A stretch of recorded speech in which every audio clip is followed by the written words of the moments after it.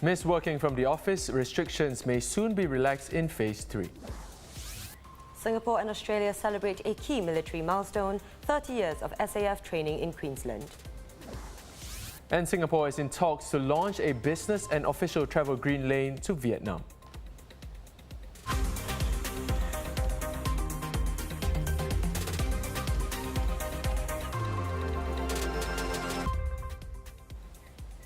This is the Straits Times Newsnight. I'm Dylan Ang. I'm Chiao Suen. Good evening, everyone, and thanks for joining us. One of the most asked questions after yesterday's Phase 3 announcement has been, what about workplace arrangements? And it seems that returning to the office may soon be on the cards.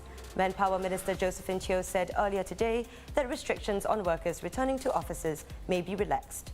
She told reporters in Chinese, the multi-ministry task force has been discussing whether restrictions on returning to offices can be further loosened. She added that more announcements will be coming soon.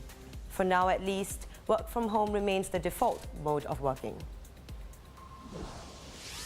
Another question many of you are asking is, are COVID-19 vaccines safe, given that what typically takes years to develop only took months to make? While some are skeptical about vaccine safety, a member of Singapore's expert committee on vaccinations told us the benefits far outweigh the risks. Well, I'd say that it's completely understandable that people have concerns about safety with a new vaccine like this. As you know, other COVID vaccines have been deployed in various countries around the world. We've chosen to wait until the Pfizer-BioNTech vaccine cleared HSA's extremely meticulous review for safety, efficacy, and quality before recommending the vaccine for Singaporeans. The risk from the vaccine is not zero, but this vaccine is considered safe, good quality, and effective. So I'll be taking the vaccine myself as soon as it's offered to my group, because I've personally examined the data, I know the uncertainties, and I'm convinced that the vaccine makes good sense. Here's something in the works for next year. Singapore is launching a new initiative aimed at official and business travellers. From mid-January, a segregated travel lane will be open to a limited number of visitors. They can be from any country and won't be quarantined. In a video shared by Transport Minister Ong Ye Kung, he says a purpose-built hall in Changi is being converted into a space for face-to-face business meetings and even the signing of key agreements. Travellers will, however, be required to stay within a bubble in a dedicated facility for the entire trip. Another country to add to the growing list of green lanes, Singapore and Vietnam are planning to launch a green lane for business and official travel by the start of next year. This comes as both sides agreed to conclude ongoing discussions and to reinstate regular commercial return flights between the two countries. Taking a look at today's COVID-19 numbers, 16 new cases were confirmed today. 15 were imported and placed on stay-home notice on arrival here. There was one new case in a workers' dormitory. Now here's something that might bring back lots of memories for those of you who served in the army.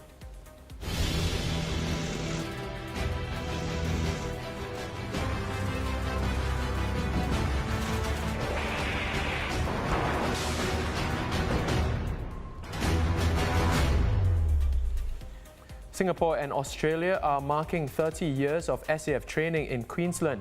In a joint statement, both defence ministers reaffirmed the growing bilateral defence relationship and their shared commitment to a peaceful, inclusive and resilient region with ASEAN at its core. Across Singapore, students would have collected their secondary school posting results earlier today. Unlike most years, students will not need to physically report to their posted secondary schools tomorrow. Instead, they should refer to their posted secondary schools' websites from 22nd December for more information. If students are unable to report to their posted secondary school on the first day of school on 4th January 2021 due to valid reasons, they may contact their posted secondary school directly to confirm that they are taking up the place, and the school will be able to reserve the place for them.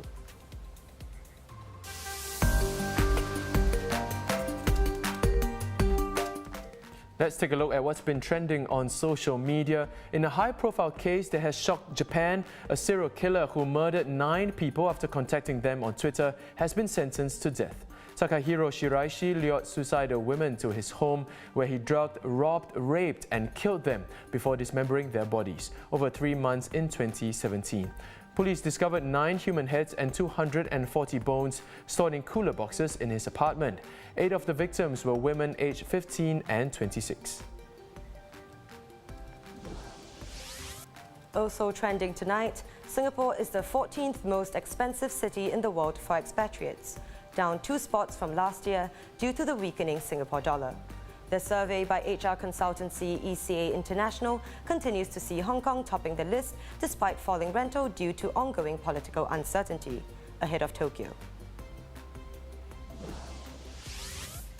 Over in sports news, a majority of Japanese people oppose holding the coronavirus postponed Tokyo 2020 Olympics next year. A new poll showing that many favour a further delay or outright cancellation of the massive event. Despite the imminent arrival of new vaccines, public sentiment remains resolute. The Japanese have not swayed since the summer when it was found that few were in support of the Games being held next year.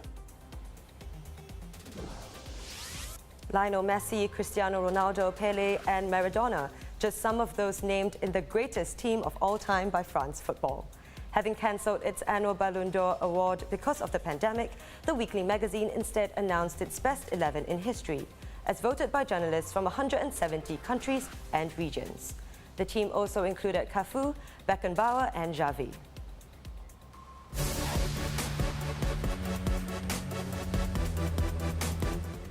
If you or anyone you know is a JJ Lin fan, here's a year-end gift idea. Support Make-A-Wish Foundation this holiday season by making a bid for a personalized video from me. From now till 21st December, fans of Singapore's Prince of Mandopop JJ Lin can bid for a customized video shout-out from the singer himself, and all for charity. He's one of several personalities featured in the campaign, which will also include Kris Jenner and Katharine McPhee.